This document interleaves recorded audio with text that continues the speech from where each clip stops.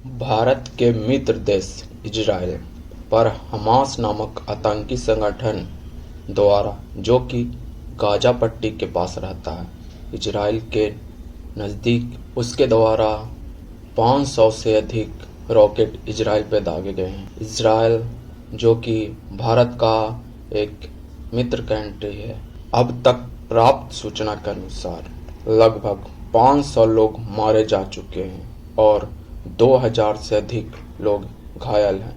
Israel की आबादी 98 लाख लगभग ही है। यह मायने इसीलिए रखता है क्योंकि वहाँ के कोई भी व्यक्ति सेना में ना हो, शायद ही हो सकता है।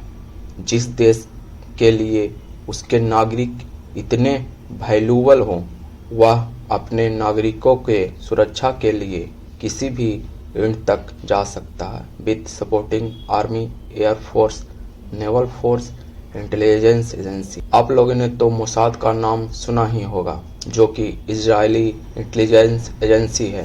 मोसाद इंटेलिजेंस एजेंसी इतना खतरनाक है कि बड़े से बड़े देश इस पे हमला करने से और इजराइल से पंगा लेने से पहले सोचते हैं।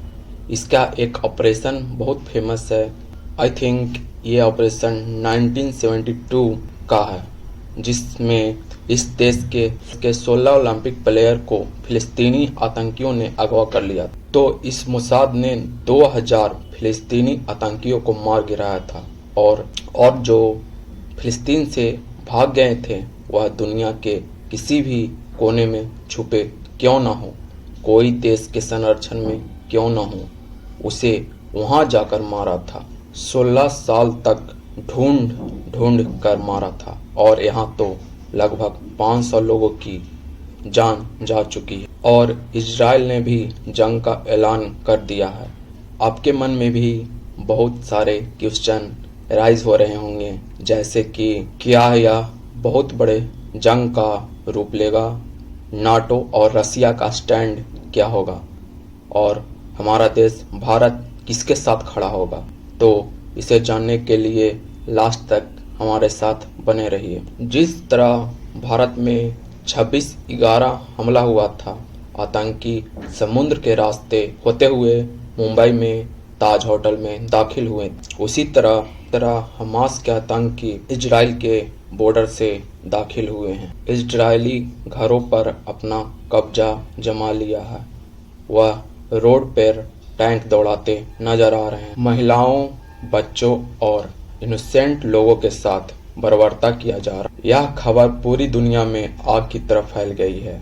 विश्व के प्रमुख समाचार के हेडलाइन बनी हुई है।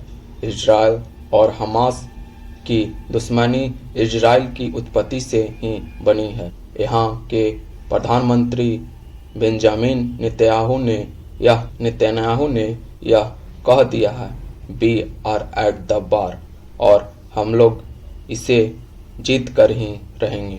जब यहाँ के पीएम आकर खुद ही कह रहे हैं कि अब जंग ही लास्ट ऑप्शन है, तो फिलिस्तीन और गाजा पट्टी का अंत निश्चित है। एक और रसिया यूक्रेन वार के चलते बहुत से देश दो टुकड़ों में बंट चुके हैं, जिससे महंगाई चरम सीमा पर पहुंच गई है और कई तो बैंकरप्ट के मुहाने पर पहुंच। वहीं एक और बार दुनिया की आर्थिक स्थिति खराब हो सकती है। दुनिया के बहुत सारे देश एक युद्ध का नए फ्रंट खुलते हुए देखेंगे और दुनिया के बहुत सारे देश दो टुकड़ों में बटे हुए दिखाई देंगे। सऊदी, टर्की और ईरान यह बोल चुके हैं कि गलती इजराइल की, जबकि अटैक इजराइल पर हुआ है। गाजा पट्टी की तरफ से हमास के आतंकियों ने इजराइल के 5 शहर पर अटैक किया है। दुनिया के देश बंटने शुरू हो चुके हैं। एक तरफ यथासंभव इजराइल के साथ अमेरिका और नाटो खड़ा हो जाएगा। फिलिस्तीनियों का इजराइल पे हमला करने का यह कारण है कि इजराइल वाले जेरूसलम में स्थित अल अक्सा मॉस्क पर हमला करते हैं, जो कि मुस्लिम का मक्का मदीना के बाद सबसे पवित्र स्थान है।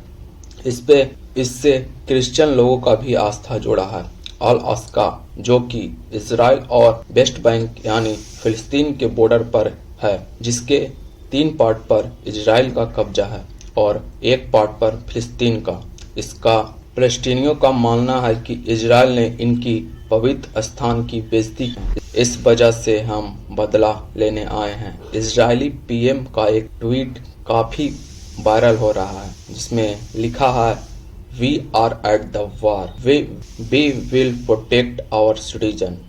We will not give into the terror. We will make sure that those who harm innocent pay heavy price." जिन्होंने नुकसान पहुंचाया है उन्हें बहुत बड़ी कीमत चुकानी पड़ेगी। आप सोच सकते हैं, जहां फिलिस्तीनियों ने इस ऑपरेशन को अल-अक्सा नाम दिया है, वहीं इजराइल ने इसको जवाब देने के लिए operation swords of iron launch किया है। इजराइल के तरफ से लड़ाकू जहाज और कमांडो निकल पड़े हैं। हमारे देश के प्रधानमंत्री मोदी ने अपने दोस्त के लिए एक ट्वीट किया है, "deeply shocked by news of terror attack in Israel.